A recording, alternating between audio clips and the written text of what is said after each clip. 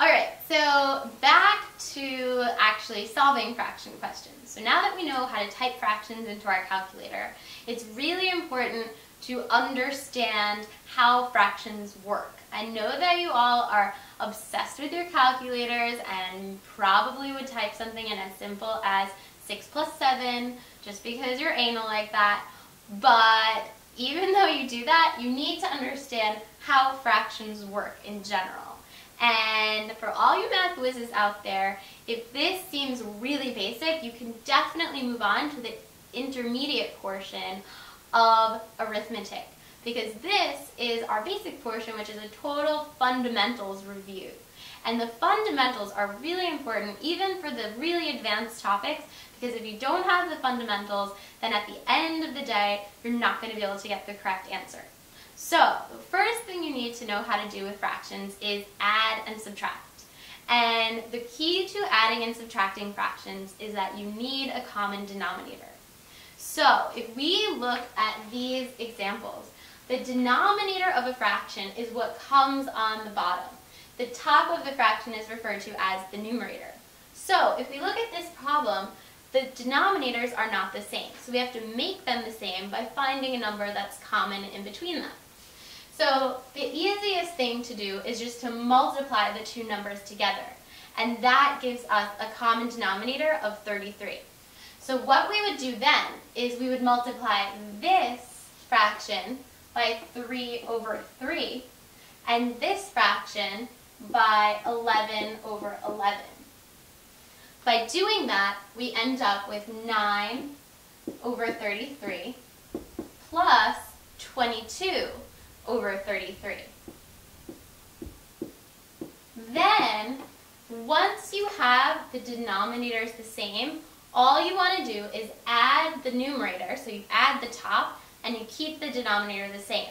So the sum of these two fractions is going to be 31 over 33. And that is your answer.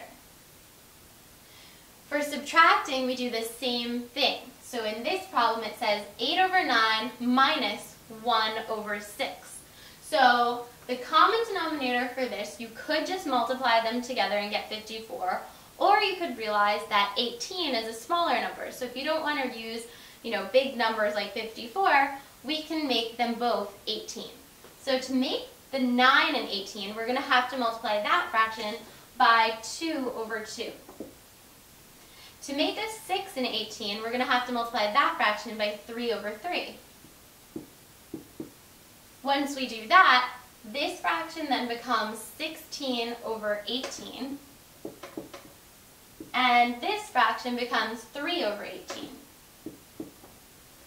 So then if we subtract the two, 16 minus 3 gives us 13, and we leave the 18 the same, and that is our answer.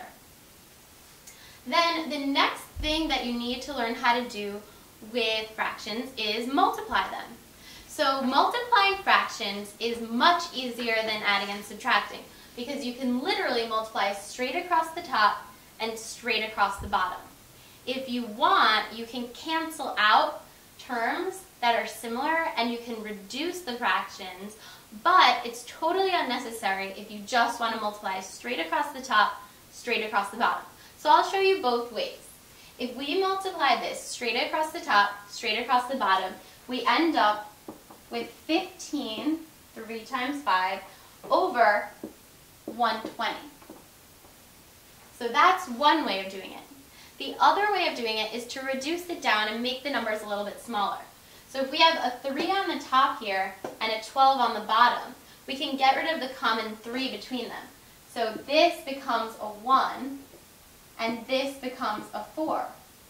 If you look at the 5 and the 10, we can get rid of the 5 between them and make this a 1 and that a 2.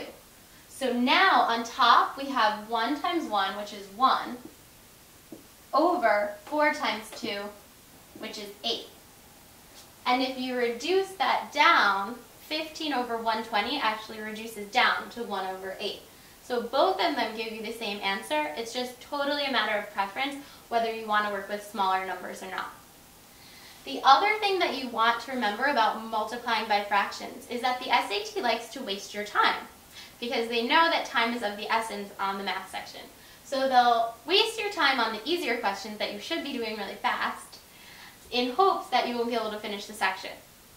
So if you ever see a question like this, which is an extended multiplication question with fractions, what you want to do before wasting all of your time typing these into your calculator.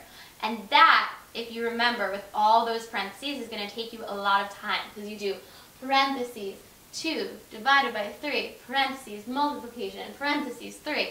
That's going to take you a ton of time on a really simple question. So what you want to do is scan it first, see if there's anything that can cancel out. And if we look at this question, there's a ton. So we have a 3 and a 3, those cancel. We then have a 4 and a 4, cancel. 5 and a 5, 6 and a 6, 7 and a 7, and boom goes the dynamite. We have a 2 on top and an 8 on the bottom, which then reduces down to 1/4. So that saved us a ton of time by doing it that way and reducing first, and we're just left with two really, really basic numbers versus a massive number on top and a massive number on the bottom. Then the last thing that you need to know how to do with fractions is dividing them. So when you're dividing fractions, what you're really doing is you're going to flip the bottom fraction and then multiply them. So if we just make some room, with this fraction here, this division problem, we have 4/5 divided by 1/3. So that is going to be changed around to 4/5 times, we do the reciprocal, which you'll remember from our definitions, is 3/1. Now that we have a multiplication question, we just multiply straight across the top, straight across the bottom, and we end up with 12/5. And that is our answer for that.